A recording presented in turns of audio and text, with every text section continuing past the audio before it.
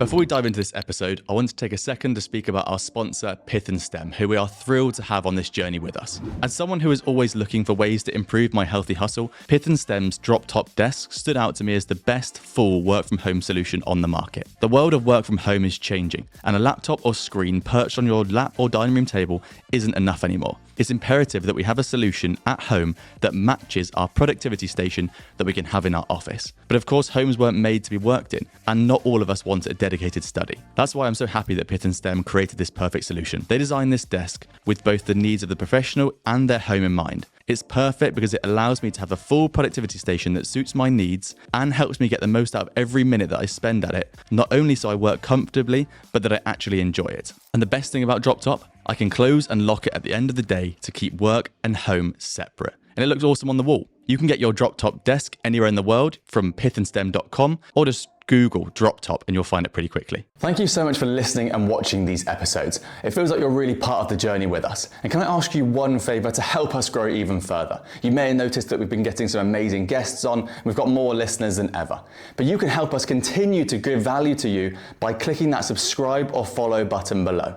It helps us to show everyone else how well we're doing and therefore give you more value by getting bigger guests and take the podcast on the road. It takes you 2 seconds and it's completely free and it helps us more than you know. Thank you. Dan, if your net worth went to zero today, what would be the first 2 or 3 things you would do which are not financial? So they're emotional or they're mindset based. Yeah, it's a powerful question that. I think firstly, it's going to be a massive mental shift, right? You've got used to living a certain lifestyle. A lot of people attach mentally their self-worth or other aspects of their life to their financial status or wealth or whatever. So I think the first thing I'd probably do is try and ground myself straight away as quick as possible around the right people and spend a bit of time trying to really work out mentally what I actually want from life next, because do I want to rebuild from a financial sense, because you might want to rebuild more mentally in terms of you might have a different kind of, I might almost have an epiphany of what you actually really want to get out of life. So I think it'd just be taking stock, doing a bit of self-work, probably speaking to the right people, and prevent yourself probably going down what could be quite a dark path, which I suspect, and I have seen it, that some people can go down when stuff like that does happen to them. Yeah, it's interesting because we'll get into this later, but I imagine it's a similar thing to having a massive exit event, right? If you sell your company for 50 million, in your mind, you've got nothing to do tomorrow. So you've almost gone to zero. You've got the net worth in the bank or in investments, but you've got no relevance. And it's the same, isn't it? So I guess something could be like you say, just don't stop. Just keep that consistency, whatever got you to where you are. So maybe you go training or maybe you go and meet some people. But I think there must be so much in your line of work where you're meeting people on such emotional levels and almost trying to keep them balanced in that abundance mindset and not shrinking into scarcity. Yeah, I think that's a huge part of my job now, almost like the psychological element, because where I didn't used to do this as much in, say, my 20s, now I literally did this. I was at a mastermind event in Marbella a couple of weeks ago, and one of the kind of key questions I was asking people was like what were their financial goals, but then why? And someone would put their hand up and be like, "Oh, I need 30 million." I'd be like, "But why? What is that for?" Right? And a lot of people don't really know why they're heading in a certain direction. So it's an interesting one. Someone can come to an exit of a business, and if they don't understand kind of why they're trying to get to that certain point or that value even, and they haven't kind of built purpose along the way, because that's also the key thing. I think if they're solely focused on their business and they haven't built almost like an external world out of that, and that is their identity, which it is for a lot of business owners, your business becomes your identity almost. You've got to try and, it's weird, given this advice is easy for me to give to people younger than me, but it's very hard to give to your kind of 55-year-old, 60-year-old business owner, to kind of turn around to them and ask them some really difficult, quite emotionally challenging questions. Yeah, such a really good point about business becoming your personality. Because a lot of entrepreneurs, they'll say, I just can't speak to people that haven't got businesses because they're boring. And I agree to a certain extent that there's a lot more ideation usually when you're talking to someone who's got a business because they're trying stuff, they're similar personality. But Equally, it could be that you're just boring because you can't engage in the real world anymore. Because you're just focused all day long, every day on just building your own selfish thing. And obviously it's fine to be selfish. It's the best way to build and to be selfless eventually. But it is a really interesting take. Was that mastermind was Chris Spearman there? Yeah, Chris was there. So I've done quite a few with him now. So it's quite good bumping into him. And we were kind of frequenting the same places outside of the event as well. So he was there was two mastermind events. Joss Mooney's, which was like an intimate kind of 10-person event, and then there was one with like 100 and 150 or so guys for Rob Lipsett and Adam Power's event. Chris spoke at both of them with me, and I spoke at both of them. So funny enough, the same weekend, so many speakers over kind of lapped over. It was a bit of a full-on one. Yeah, Chris was on the podcast not long ago, sat right there. Yeah, and I think both of your content is brilliant because it's very similar in terms of that you do completely different things, but you have the same sort of ethos, which is around this idea of like, why? What is the point of making money? Like if you can make $1 million a year, that's more than you're ever going to need.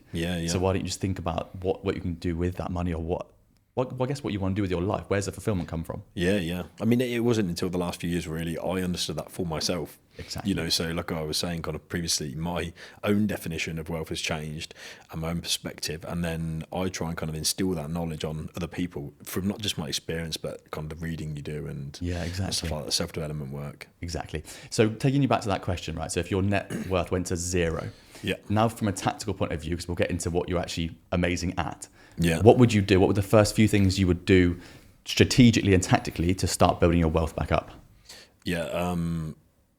Do you know what? That's an easier one to answer.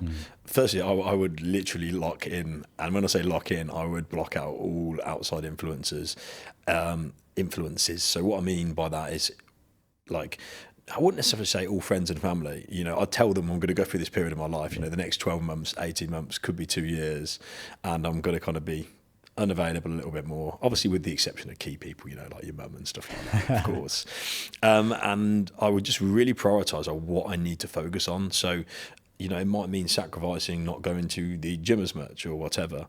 And then I'd have to really think about what I love doing that isn't work to me. I mean, luckily I already kind of do that anyway, to a degree. There's just some tasks that I'm trying to outsource. But I think also really understanding where there's value long term, and especially with the development of kind of tech, AI, everything, the world's changing so quick now. I'll be looking ahead like 10, 20 years and thinking, right, where is there like a huge demand? Like where can I add value? What's going to be around 5, 10, 15, 20 years from now, and then just massively upskill as quick as possible. Because you can in 1 year become an expert in a lot of things if you kind of lock in, and you're reading YouTube, doing courses or whatever, and you could put yourself in the top 1%, within a year.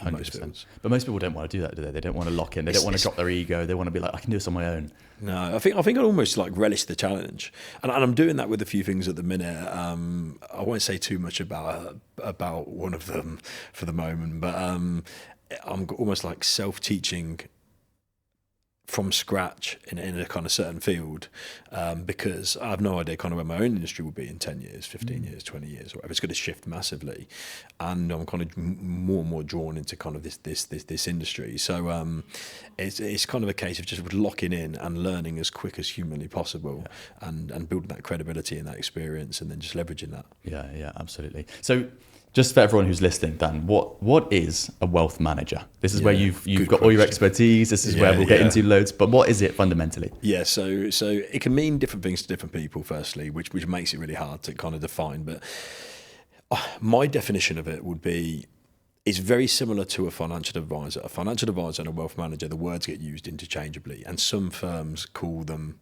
wealth managers, they're advisors, and vice versa. Sometimes they call them financial consultants, wealth consultants. The words get thrown around. But in short, my interpretation would be a wealth manager typically provides financial advice, but typically to a more complex level. So wealth management tends to be more high net worth, more complex solutions, products, strategies, as opposed to I would view a financial advisor or independent financial advisor, IFA even, as more of like a GP of financial advice. You know, they kind of do a bit of everything. So it might be like insurance, pensions, investments. Okay. I think wealth management, I would say, is more focused on the investment side, in my opinion. However, wealth managers do those other things as well, where there's a bit of a crossover almost. Yeah, so you're helping them find where to invest their money. So at what point do you think someone should look at bringing on a wealth manager into their sort of family office or just working with one? Yeah, that's a really good question, because I think everyone should seek advice, like everyone, no matter what stage of your journey you're at, whether you're a business owner, you've got a career, whether you're just starting saving or not. Because if you were starting out and you had a conversation with someone who could provide advice, you know, they might not have had to do anything for you right now, but they'd sit down with you, most people would, at no cost, put together a plan and say, right, when you kind of hit these points, these are the things you should be doing. And it'd be more about the financial education than anything else. And a good advisor should turn around and obviously say, look, do this in the meantime, you know, like it's a bit of free advice. And then when you get to this point, this is when you should come and see me. And then that progresses on different levels. So if you are more experienced as an advisor or wealth manager, you know, you tend to be then dealing with more complex cases, and that tends to go hand in hand, not always with a individual or business that has more funds under management to invest, because things get a lot more complex. Okay. And is there a certain amount of money that someone should look at having to invest before they go and get advice? Obviously, everyone should have advice, but I mean, not really, you know, because someone could start saving like a couple £100 a month, and they might go to like a local high street advisor, and they would probably take them on board as a client. Some people might, some not. I think you're touching on the threshold where it works to have an advisor at that point. With the ability to self-invest now and the amount of free education out there, you could probably get by without using an advisor. But what would be the optimal scenario there is to go and speak to an advisor, and someone who's going to be honest with you, or maybe speak to a few, a bit like if you were beauty parading them. Ask them, say, what would you be doing? You know, this is my circumstances. They should be doing all that work anyway, pulling it all out of you. So you shouldn't have to be saying, this is my situation. If they're good. Yeah, if they're good, they should understand you. And then they should either turn around and genuinely be able to add value and take you on board as a client and say, look, this is where I can add value and this is what it's worth, the cost involved. Or they might turn around and say, look, there's loads of stuff you can do now. Be yourself. I can't recommend other services or providers, but take a look at these things in the meantime. You know, I've had to do that. You know, I'm not recommending other providers or solutions or giving them advice. I'm just trying to give them a steer in the meantime so they can at least get going. But then I'll put a flag in the sand and say, when you hit this point, so say typically like 50K is a really good point, I think, where it becomes just about profitable for firms to look after clients if they're managing around £50,000. Like this is like your average firm, not necessarily like a top tier wealth manager. You can do a lot more for people then. So it's about tapping into other services as well, because as a wealth manager, right, you could, it depends on the firm and the advisor, you could just invest clients' money. You can do more so in the UK, things like pensions or tax efficient types of investments like venture capital trusts, enterprise investment schemes. Out here in the UAE, you know, you might need to set up offshore structures, trusts in different jurisdictions because of the certain tax planning that the client needs. You know, you're never going to have that with someone who is, say, like maybe a young entrepreneur in the UK who might be reinvesting all his money in the business, and he might not be able to save a couple £100 a month because he's putting everything into his business. But he probably could do with knowing some stuff now 100%. Ahead of time, because what happens is someone gets a few years down the line and they find out, oh, you know, I should have started doing this 2 years ago. Yeah, exactly. And I'm sure we'll get into this in a bit, because obviously everyone makes money, inflates their lifestyle, makes money, inflates their lifestyle, and then they lose that gap and that leverage they had. There's a couple of things there that I think are really interesting. I've always been told I think that financial advisors are amazing. I think they've really helped us along the way. We've always been told, try and get up to 3 million in cash or in investments, because then you unlock private banking, right? And then once you unlock private banking, you basically are wealthy forever, because you can borrow money at like tiny percentage and you can do loads of things. Would that still be relevant advice, you think? Yeah, I think 3 million is quite a good threshold. I think it changes, you know, firm to firm. You know, like our private client team, we have kind of like a 2 mil threshold where we can start bringing in other people to assist with more complex cases. So it's very similar, and we've got access to private banks as well. And the private banks typically don't really want to know clients, so to speak, or take clients on board until they're hitting that kind of mark. Yeah. But then the lending opens up, like you said, and there's a huge ability to kind of leverage and build wealth faster there. But that applies in general, right, to life. So it's always harder to make your first million than your next 10. And anyone who's made it to 10 will say, and then made it to 100 will say it was easier to go from 10 to 100. Yeah. As crazy as that sounds. Oh, it's 100%, isn't it? Because if someone who's like, I'd put so much money in a bet on someone that's made £1 million or $1 million that if you took it away, they'd make it again in 12 months. Yeah. Because there's something Absolutely. That changes that they're like, I know what to do now. They've had those lessons of like lack of confidence or caring who sees what, or these different structures. They've learned so much. Yeah, I think that the big one there is their attitude to risk or appetite changes, and that's what I think separates a lot of people. You know, there's this perception sometimes that you're safe in certain environments. And that could even be in certain businesses. You could be a business owner and you feel more secure in your like industry, and it can be a false perception. And some of the most successful people I know, yes, they might be talented and hardworking and have all these other attributes that make them successful, and there's common attributes right across a lot of people.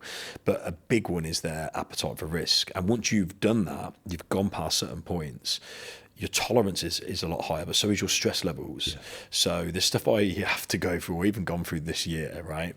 And a few years ago, it would have kind of really put me into the ground. And your tolerance goes up for those sort of things as well. So then if you had to restart, the point being, you know, it's easier because you kind of you just go for it. Yeah. And you can take on the stress, and you don't worry as much about kind of the downside risk. 100%. I'm going to play devil's advocate on what you said a few minutes ago about where the industry's going. Yeah. So one of the things we have been advised to do, and I've done in the past, we do now, is we have the S&P index fund that we just invest into every month, and we rebalance it every month. So when we put money in, we rebalance it across 3 funds in there, which we're having advice to do. Yeah. I've now built that out in AI. So every month, I just put in what we've got, and then where they are, like where they've gone up or down, and it will tell us, okay, take some from there, put it in there, the new stuff goes in there. Yeah.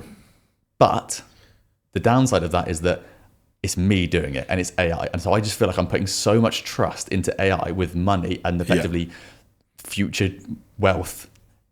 I would almost love someone to double check that. So I guess my question is going to become, where is the industry going with AI, and how much of it is like a trust thing? You just need someone to double check it. What I think is going to happen, well, it's not what I think is going to happen, it's what is going to happen, is I could do this today with the contacts I've got. You know, I've got friends who run highly successful AI agencies, businesses, right? And so I know what's capable, what they're capable of already, is if you had a firm that created AI advisors, wealth managers, you know, you can cut down costs significantly, which means the costs reduce for the clients, which is amazing, right? You know, that's what we're all, believe it or not, trying to do. If we can reduce our costs and get uber competitive, it's brilliant.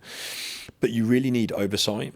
So we're doing that within our wealth management firm at the minute, but in a different sense. So the back office team, we've got more automations and AI that we're incorporating to help kind of do the heavy admin work. But we still need the technical power planners to overlook that and kind of verify it. Yeah. So instead of saying needing 50 or 15 or 10 of these power planners, we can now probably have 1 or 2, and the bulk of it's getting done by obviously the kind of systems and processes we put in place. That is going to play out on an advisor level. So the advisors that are going to be gone first are the ones that are on a kind of very fundamental level, that are giving kind of very generic advice, sadly. The ones that deliver more complex advice, that, like, for example, like have to pull a lot of different parties together, so sisters, accountants, tax advisors, more complex strategies, they're going to have a longer kind of runway career-wise. But what it will be about adapting AI as an advisor to support you to provide even greater advice, and then getting those costs down for a client. So like in your case, it's a really good example because you're getting halfway there yourself almost, right? And what would be the perfect scenario is like someone like me coming along and just saying, right, I'd make a few tweaks there, but also there's a bigger pitch to just purely invest in. You know, there's all these other areas of financial planning we should look at, you know, and I'd do the emotional bit as well, like why are we doing this in the first place? So there'd be a ton of value outside of just investing the money that can be added, but you're already doing, say, X percentage of the work for me, right? Which is, if we could like then say make this bespoke fee arrangement, that's like the ideal world. But I think that's what's exactly is around the corner, right? Where kind of we'll have these AI kind of advisors, so to speak, and they'll be supporting kind of almost like from a lower level, and the costs will get drilled down for clients in terms of the investment element, probably not the financial planning as much. They're two very different things: investment management and financial planning. Yeah, and this is why I was so excited this conversation, because it feels like it's one of those conversations where there's so much admin that actually needs to be done. Like in most businesses, like stuff needs to be moved around, calculations need to be done, but it's actually the emotional side, which is probably more, like you said earlier, it's more important. That's huge. Yeah, for the whole thing. But I mean, that can also, like, AI can assist that, right, to bring down costs for you as an individual. So there's a really good publication, you've probably seen it, by, funny enough, Vanguard, who are like traditionally passive, and they did a report years ago called Advisor Alpha, and supposedly a good advisor adds 3% onto a client's returns per annum. Oh, wow. And there's loads of similar reports that judge it anywhere between like 2 to 4, so roughly it sits at about that. Now, that's not through necessarily enhanced returns. That's through rebalancing the portfolio, like you mentioned earlier. But one of those components is behavioural coaching, which is exactly what you talked about, right? And it quantifies it. So it might say behavioural coaching makes up 0.34% of the 3%, right? And they've actually tried to like quantify it. But imagine you developed like an AI agent that was a specialist in psychology, behavioural finance, coaching or whatever, and then use that to assist getting you to a certain point. And then I had a real conversation with you. So you initially have started the process, you know, like these things are trying to get spotted by AI. But then on the top level, you know, most of the work is done for me and you. My costs are lower, your costs are lower. Everyone wins. The people who are going to lose are the people who aren't adopting AI and are scared to get better client outcomes by utilising it. So if you're not doing work in that space right now, in my opinion, you know, you're a sitting duck. And the same with on the client side or an investor side, if they're jumping ahead and probably doing too much themselves now, thinking that AI is giving them the same outcome, what they won't realise is they've got loads of blind spots. Yeah. You know, so what they should do, which would be quite interesting, is, you know, fight the other corner, so to speak. So there's a great book, going off a tangent now, called Think Again, but I think it's Adam Grant. Okay. And it's about, if you have a certain belief, so say, you know, when the pandemic hit, there's like people who are pro-vaccine, anti-vaccine, whatever side you may have felt on, say you strongly felt on one side, instead of falling for confirmation bias, what you do is you legitimately try and source data and fight the other side, right? Yeah. So what you could do, you know where I'm going with this, with AI and almost like financial advice here, is kind of play devil's advocate and, you know, type into ChatGPT, why should I be seeking financial advice? Like, what are my blind spots? What am I missing? What could be done from a financial planning perspective that I'm not doing, because all I'm doing is investing my money and splitting it across trackers? You know, why aren't trackers? Tell me all the reasons, you know, that trackers or passive funds aren't the best option for me. Yeah, because that's an ongoing debate in itself, you know. I mean, there's so much in there that we could go into as well. Like, I'm sure a smarter person than me would say, why are you actually putting your bank statements straight into AI? Yeah, like someone could find that. I'm sure people would say you can't, and someone would say you can, but there's always there's another risk there, isn't there? Of course. When did you first get into this industry? How did you first start to find a passion and fall into this industry? So, believe it or not, I thought I was going to be a professional footballer. And then mum had words with me and was like, Dan, that's not going to happen. But at what age? But this was like 18. So she didn't like literally. Far, well, I wouldn't say necessarily I was, probably mentally. Yeah. Okay.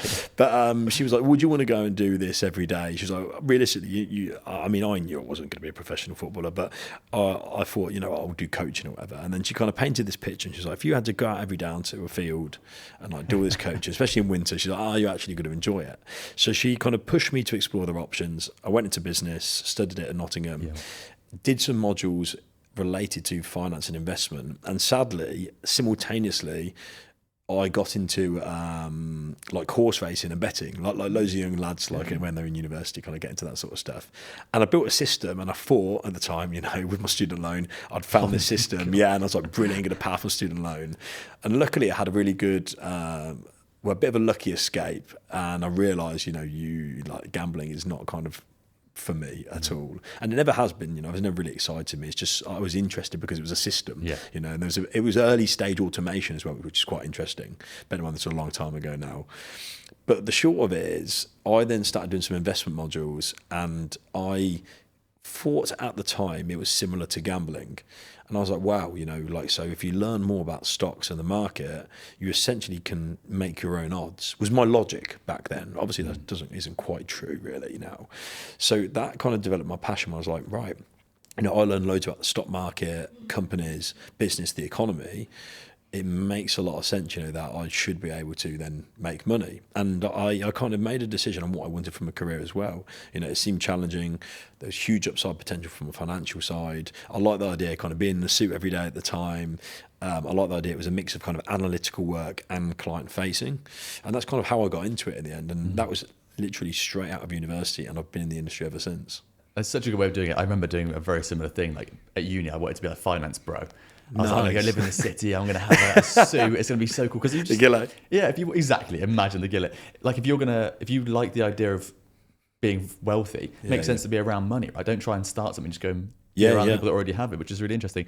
I'm going to give away something really embarrassing here. When I finished a master's in like 2017, it was in economics. So I was really I was into it. I was like, I understand the markets now. I don't know anything. I love that. And I bought some Bitcoin in 2016 for like $180. Oh my God. Sold it for about 50 quid. 50 quid bonus. Profit the next week.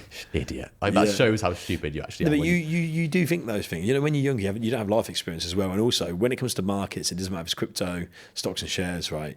No matter what anyone tells you, they do not know what the future holds. And I have sat on calls with leading economists, fund managers, former governor of the Bank of England, Mark Carney, and no one has consistently got things right. They constantly get things wrong.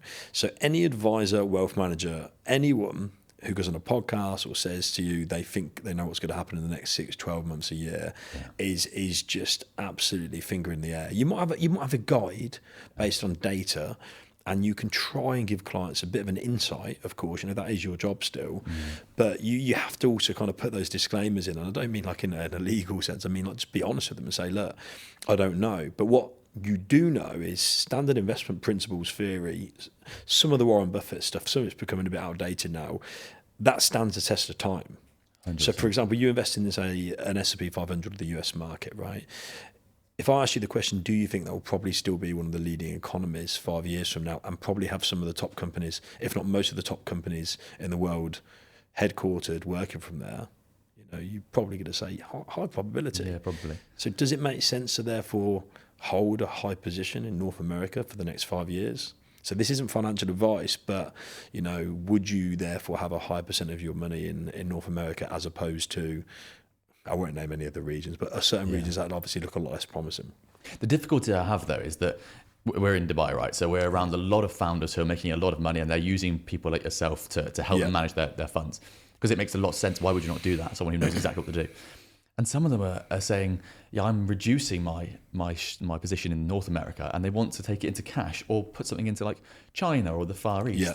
And I'm watching it going, oh my gosh, I feel like you need to have so much confidence in what you're doing to be able to do that. Because that's not financial advice or wealth creation. That's like trying to play the economics. No, you're playing the market, and there's so much proven academic literature out there that does not work as a strategy. Like, someone might get lucky once, of course, right? They might cash out of a market, go back in, but there's that famous saying, right, that it's like time in the market, not timing the market, that counts.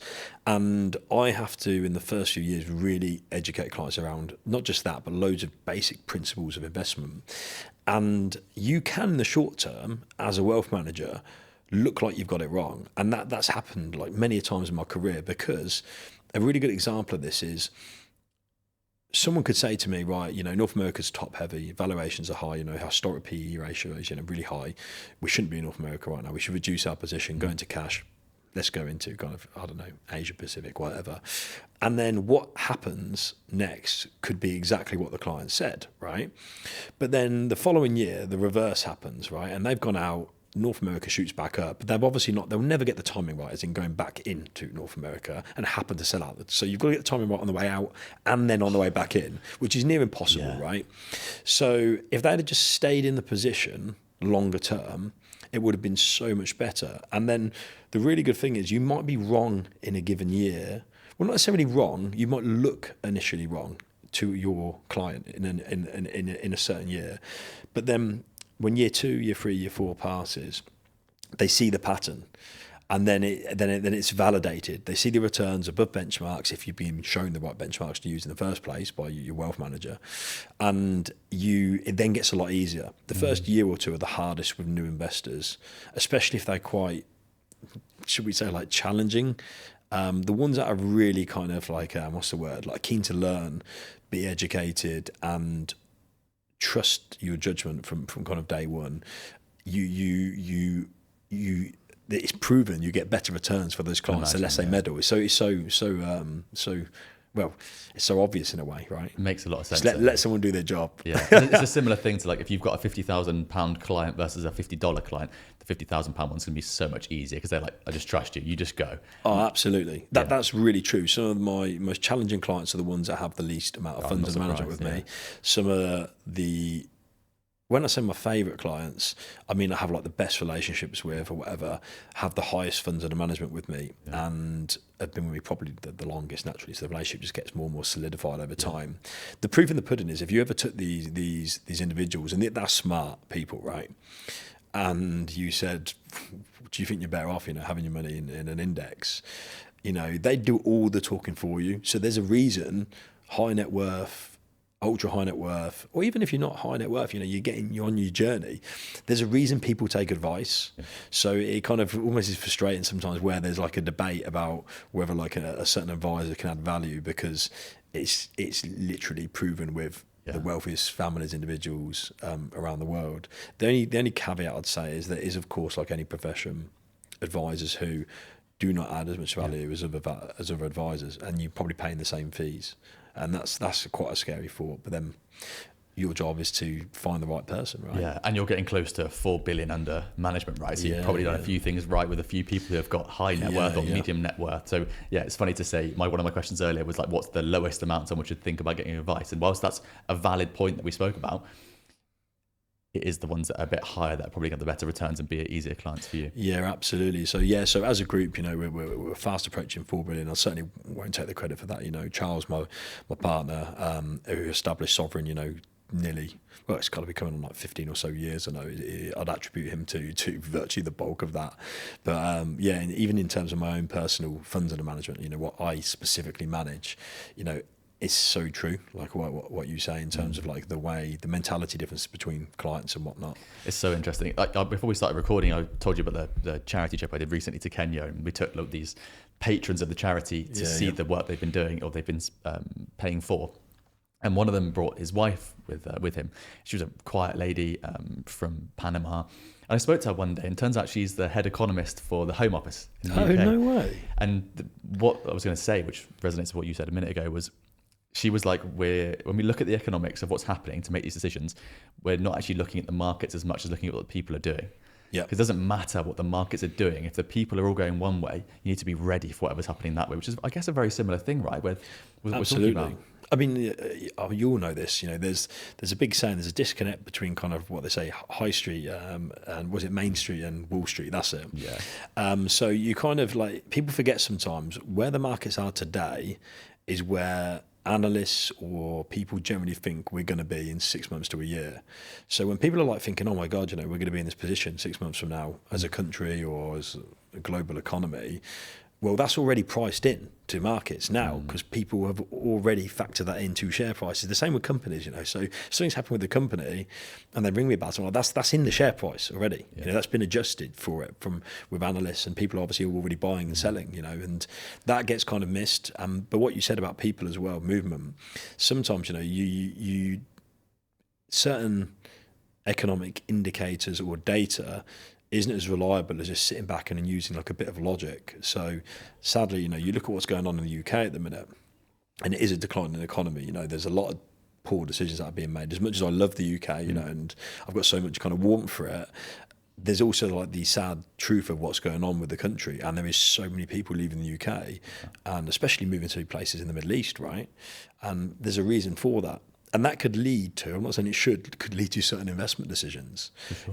And it's certainly leading to a lot of decisions that businesses are making at the minute. Yeah. And risk appetites, I guess, as well. Because to your point there about how there's a knock-on effect, like retailers set their Christmas prices in like February and March the year before, right? Yeah, So yeah. they already know how much people are going to spend this Christmas season 8 months to a year before. And that's exactly the same as the economy. Or you probably can guess, or analysts are already guessing what we're going to be spending and what our risk appetite is going to be like this time next year. So they can then work it all the way through. Really interesting. Pause. Sorry, it's me, Freddie, interrupting myself. I just want to point out how well this guest is doing at building trust with you, the audience. They're adding value, they're giving inspiration, and they're hopefully educating you on a few different areas. You see, we're in a trust recession, and becoming a podcast guest is literally the best way to continue to build trust while so many are struggling. We've built a community of incredible entrepreneurs, all becoming the top most in-demand podcast guests in the world. And if you click some of our links below, not only have we got templates to help you become a top guest, we've also got a community that you can join to get yourself to where you want to be. Now back to the episode. Dan, you've helped founders retire young, build massive generational wealth, and navigate some humongous exits. Yeah. What do you think is the trait that has surprised you most, becoming so close with these kinds of people? I think I wouldn't say there's necessarily like there is a common trait. I think these sort of individuals have what I'd call like a soft or hard landing, right? And what I mean by that is if they have prepared, I don't just mean financially, like mentally, they have a soft landing on exit, right? They know what they're going to do. You know, they've already really fulfilled with work, hobbies. They might have other projects on the go. So there's like a smooth transition from exit. And then there's some individuals that have what I'd class as like a really hard landing. And I mean, this wasn't actually a client of mine, but it was someone I knew quite well who, funny enough, ran a investment firm, and he sold the business, you know, after X amount of years, like 20 or so years, and 6 months later sadly committed suicide. And you just think, like, was that because his business was his identity? You know, I don't know the specifics, but I did hear from a family member, you know, a good amount of details, and it was primarily, I think, related to the lack of purpose. And this is a common theme, you know, and people don't talk about this very often, right? You know, it's easy to glamorize these people who have done really well, you know, built these amazing businesses, these companies, had successful exits, but then if your sole purpose, you know, that was your meaningful work, you know, is then kind of taken away from you, have you really kind of identified what you're going to be doing next? And I don't just mean on the kind of like face value stuff, like, oh yeah, I'm just going to start, you know, playing golf, whatever. Life doesn't work like that. You need true meaning and purpose to work. I think everyone needs that. So that's the thing that you would say is common. They've all got, or most of them have got, some sort of fulfillment, some sort of drive or vision or passion that goes beyond business. Yeah, I think the common trait is almost, obviously it's not necessarily black or white, but I do think there's a massive, you see this when people go into retirement on a kind of like a smaller level. Sometimes people go into retirement and they struggle, and they've worked their whole life and they suddenly retire, and they're around the wife every day, you know, they start doing a bit of gardening, and then they come into my office 6 months later and like, and I'll be like, John, you know, how's retirement going? He's like, Dan, I've started going back into work, actually. I'm doing some consultancy. And he might not necessarily say anything related to the wife or the gardening, but, you know, they've had, it doesn't necessarily mean, it might not even be a business owner. It might be someone who works at a very high level in kind of like a FTSE 100 company. And they don't know what to do with themselves. And then there's people who transition into retirement and they are so fulfilled, you know, because they've worked out exactly kind of what they're going to do. The best transitions I see, and this is whether someone goes into retirement or founders sell out, is before they do, they've already started working on other things, other interests, and they built it up. So a really common one, you know, is someone exiting and then using the proceeds to invest into other businesses and doing consultancy for them or advisory work. So they've now gone into kind of like almost like private equity. That's a really popular play, you know. They've been a founder themselves, they've got a good amount of knowledge, and they're like, right, you know, now I want to invest in other people who are like me. You know, I've got resources, not just financial. I've got contacts. I've got like a much greater level of business acumen, you know, so I can actually add value. That gives them loads of purpose, you know, especially if you see mini versions of yourself and other people and you can back them in loads of ways, you know, and that's something common that I see a lot of, and obviously something that I've been starting to kind of do myself. Yeah, that's really interesting. And obviously you work across I think the whole world, right? But maybe the UK and the UAE primarily? Yeah, primarily, Okay, yeah. primarily. We have got offices in Asia, Hong Kong, Singapore. Okay, cool. So looking at those two regions, the UK and then the UAE, you also work with founders who are really young, like making tens of millions of dollars and they're in their early 20s, and then guys and girls who are older. What does the risk appetite look like across those regions and in the different age groups you work with? Yeah, it's I wouldn't say polar opposites, but it's actually really kind of I don't know what the word it would be. It's been eye-opening the last couple of years, because I came from the business in the UK where I primarily specialise in advice for business owners, directors, C-suites, and did a lot of corporate work. So my average client, 55-year-old business owner, tend to be male, sadly, as you can imagine, whether that was right or wrong. Come to the UAE, my average client must be mid-20s. And some of these guys, in the UK, say they work for big FTSE 100 companies, they could be on like £500,000 a year, but after tax they're netting like 250k. You've got guys here in the UAE, friends of mine or clients even, that could be doing 7 figures a month, right? And that's tax-free. And there is such a different type of mindset between the two types of clients. So the older generations believe more in things like property, for example, like tangible assets, not as much anymore. I feel like that, from what I see anyway, that's dying down more, building property portfolios even in the UK, for loads of reasons we could get into. But also, they obviously keen to own their own home, and they believe in what I'd class as traditional retirement planning. So, you get to age 55, 60, 65, you retire on X, and then you kind of do whatever in retirement. The clients I have in the UAE, retirement, and this is my own belief as well, the retirement planning, the principle in itself is outdated. It just is flawed. So it doesn't mean we shouldn't be doing retirement planning as advisors. We certainly should. It should just be called something else, really. There's a better name for it. And it's more about financial freedom, right? And not just financial freedom, it's like freedom, peace, there's a whole, like we talked about, psychological element there. So my clients in the UAE, it's more about like understanding, right, why are you doing this, building this business, when is it you want to stop? Do you ever want to stop? Most of them are never going to stop working, they couldn't imagine not working. So there's no retirement date. What is their financial freedom figure? Is it, I kind of ask them, and like, why is that figure? Is it like a monthly amount? Yeah. Is it a net worth amount? Because sometimes people naturally gravitate towards net worth, but that realistically doesn't mean necessarily a lot. I think it's easy to try and get someone to understand what they need monthly, to have a certain lifestyle, and work out like a minimum baseline first. So if someone thought, if I had 5-10k a month, realistically, if they're quite, it doesn't go massively far in Dubai, but you can have like quite a modest, I say modest, just still have a really good lifestyle, where you're kind of going on your holidays still and have flexibility. But then you get it to say like £15,000-20,000 a month, and you there's not many things you can't do as long as you're covering, and you're not doing anything crazy like flying around in helicopters and maybe first class all the time and whatever. So it's kind of understanding what they want their life to look like. If you start to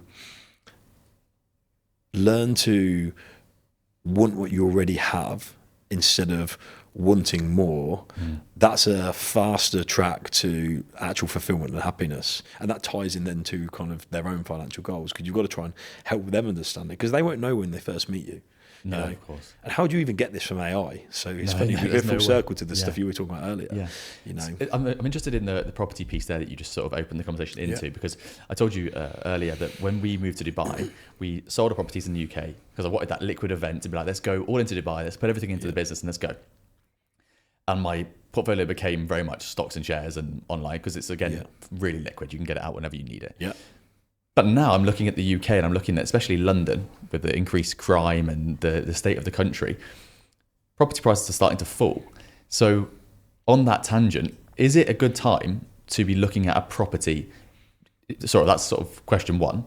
And then, is London a good place? Because I always think London's going to stay relatively okay over time. What's your take on property as an asset class? So I think it's a loaded question, that one, because there's so much I want to say. So, there's a lot of people who would probably disagree with this statement, but generally I'm not huge on property, for a number of reasons. It depends. Just like stocks and shares, there's loads of different types of shares, right? Like smaller, larger companies, different industries, different shares in different parts of the world. The same with property. You could go into a standard buy-to-let, or you might own it as your own home. It can be development, HMO, whatever. So you've got to almost understand firstly, like what sort of property you're looking at. But if we be very generic for ease, right? It's less liquid. You can't just go and sell a bathroom. So if you want £20,000 out, you can't. It's not exactly tax efficient compared to other types of investment in the UK specifically. The growth, obviously it varies region to region in the UK, and you tend to see more growth in places like, for example, like London, or certain areas of London, or even up north even. But again, the growth compared to other asset classes. Traditionally, if you look at things like the Halifax Property Index, and Nationwide I think do one as well, you compare it to equity indexes. Typically equity over near enough most time periods, stocks and shares or equities outstrip property. You then start deducting the costs involved in buying property and maintaining it, so legal fees, stamp duty, estate fees, maintenance. You start adding all this up, and then the big one, if you're a younger individual, is the fact that you are going into an asset class that is going to cause you some degree of hassle. Yeah. There's no property owner I know that's using letting agents that have told me that it's completely hands off. It's near enough rare. They think it will be if they're inexperienced, letting agents doing it. And then there's further diminishing the returns. So the amount of times I've done a comparison for clients, and I'm like, what do you think you're kind of yielding in your property? And we're trying to work out what they're yielding in income plus potential growth per annum. And it might start at like 5 or 6%, and that's already like for me a non-starter when you take into account the tax, lack of liquidity and all that. But then when you drill down and start actually taking away all the costs that were involved in buying the property and the taxation and everything, you start getting down in some cases to like 1, 2, 3%. And you're just like, this just doesn't make sense. And now the legislation's changed as well.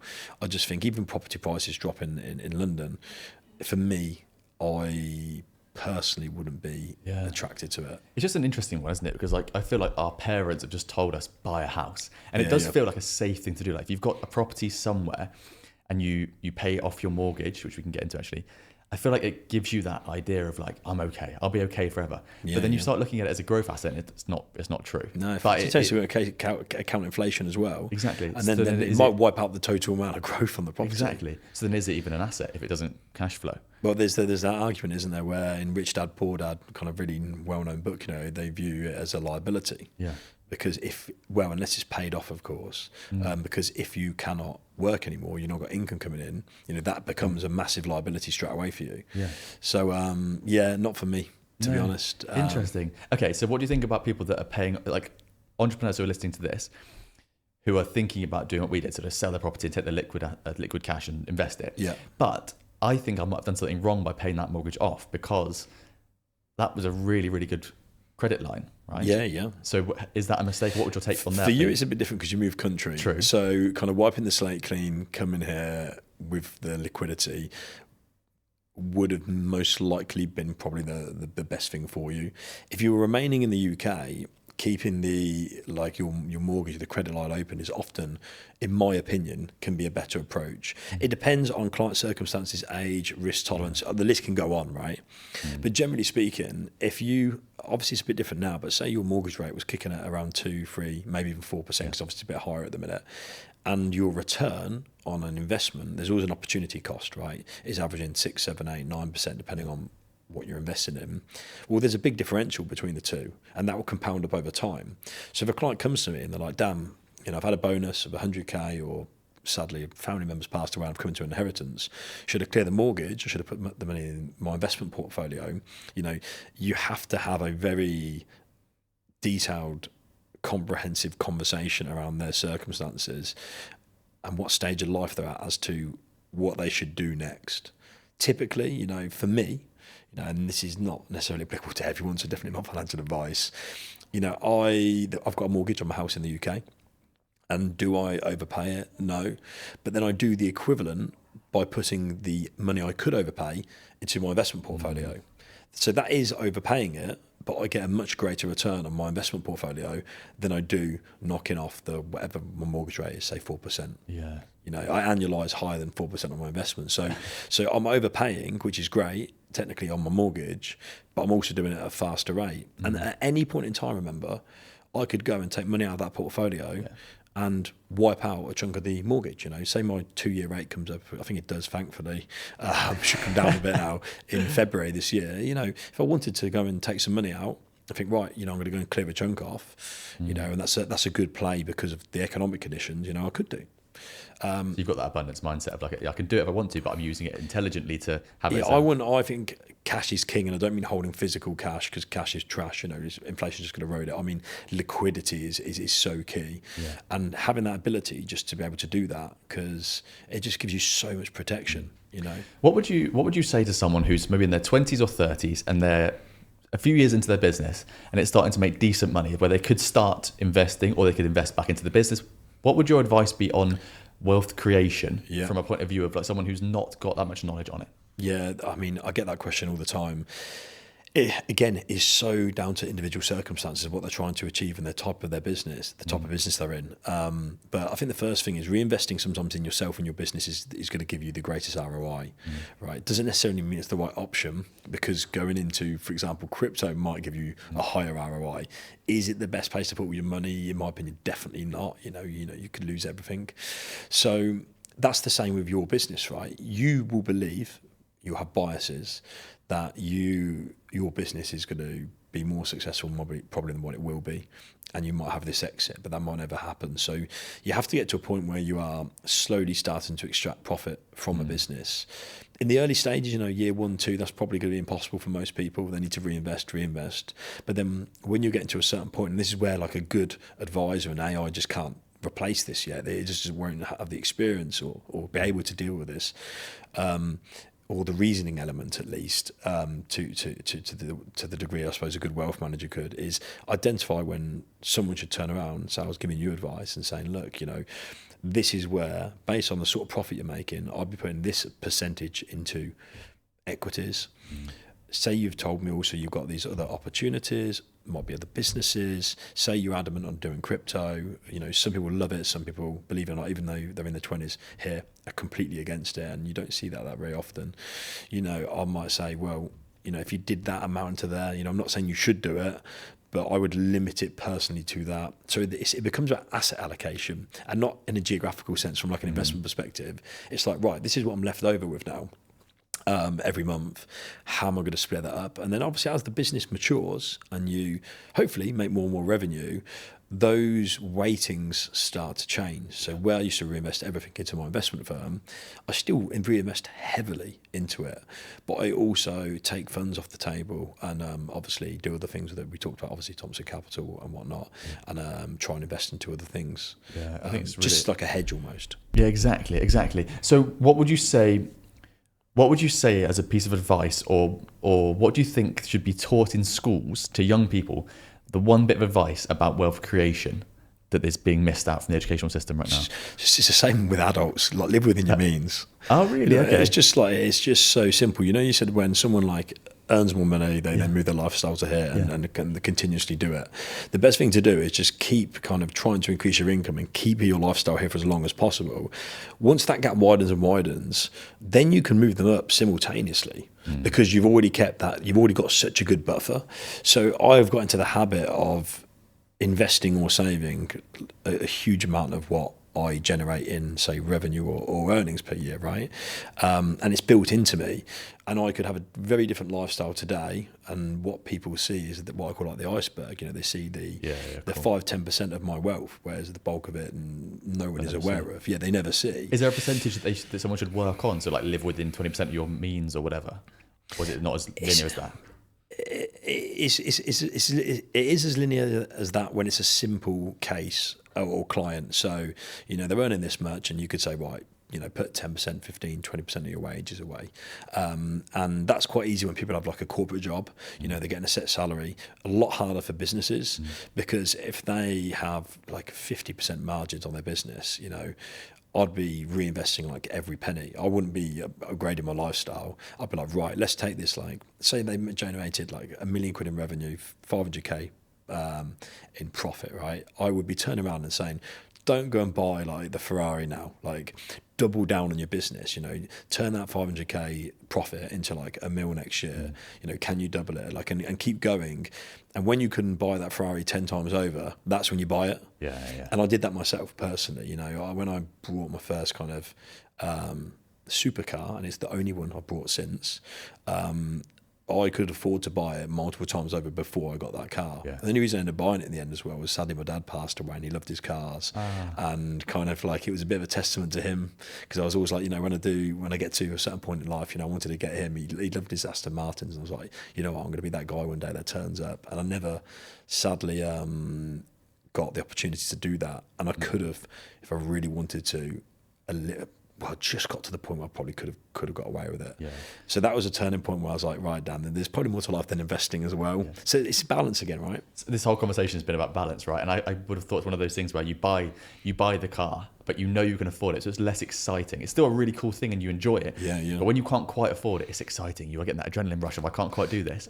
But when you can 10 times over, it's just the car. If it gets dinged, it gets dinged. Yeah. So it is all emotional. It's so funny because I was never precious over it, but then I'm not like I don't get hugely excited about cars or general materialistic stuff. We all are on different levels with stuff like that, but like I'd go to the gym in it, right, and I'll just leave it there, and I know it's going to get potentially dinged. The parking spaces are really tight, and I'm not the guy who goes and parks over 2 spaces, so like I would literally go in the McLaren to the gym when the weather was good enough in the UK and really just not care. And I kept that same car until literally just sold it now. Oh really? You haven't got one in Dubai? Yeah, not interested. Oh really? It's weird. It's kind of like I've gone full circle. I'd rather own companies, equity, than things like that. So don't get me wrong, when I'm a bit more settled here, a bit more time passes, I may get to the point where I'm like, I'll do that again. But at the minute, I've just got other priorities. It's such a great example of just like, as you grow, the things that you thought were important aren't important anymore. Yeah, I'm like, I know this is going to be kind of hard for some people to hear, who might listen to this, but like you've got to think like, who are you trying to impress? Because really, like, no one actually cares, most people really care about themselves and what they're doing. You think that they care about what you're doing and take an interest in you, but don't get me wrong, it's going to impress certain people, but are they actually the people you want to impress? Because it's stuff like that doesn't really impress me, as an example. So it's a weird one, but that comes with a bit of kind of experience, and it's easy to say. That's the one caveat I was saying. It's a lot easier to make these sort of statements when you've been there and done it, because if you've not gone and bought the supercar or the kind of like multi-million-pound house, then you're going to want to do it. And then when you've experienced it and done that, it's easy to turn around and say, well, there's not as much fulfillment. It's almost like hypocritical. But that makes so much sense throughout our whole conversation, right? About getting experience, trying things out, but getting as much advice as you can on the way. Yeah, and that's the thing, speaking to the right people, whether it's mentors or people who do what I do for a living, if you're in dialogue with those and have people like that in your circle, that's one of the best kind of parts about being in Dubai, surround yourself with really good people, because for some people that I hear this comment, it's soulless or like it's not like a good place to be for whatever reason. And I think they are with the wrong people or here for the wrong reasons, maybe. And there's some people who thrive here because they're around like-minded individuals, who keep them grounded, super successful, kind of building each other up, supporting each other. And they have a completely different view of perception of Dubai. Yeah, absolutely. Dan, it's been an absolutely amazing conversation. Thank you so much for sharing. No, it's a pleasure. I absolutely loved it. Thank you for having me. Thank you. Thank you for listening to that episode. I hope you enjoyed it just as much as I enjoyed speaking to that guest. If you scroll down now, you will find a link to our Healthy Hustle newsletter. There's more than 10,000 people receiving the newsletter every week, and it helps break down how to become a top podcast guest. It will also break down exactly what this guest that you've just listened to did to create such a great episode that you've just listened to. I hope it's helpful, and I'll see you in the next one.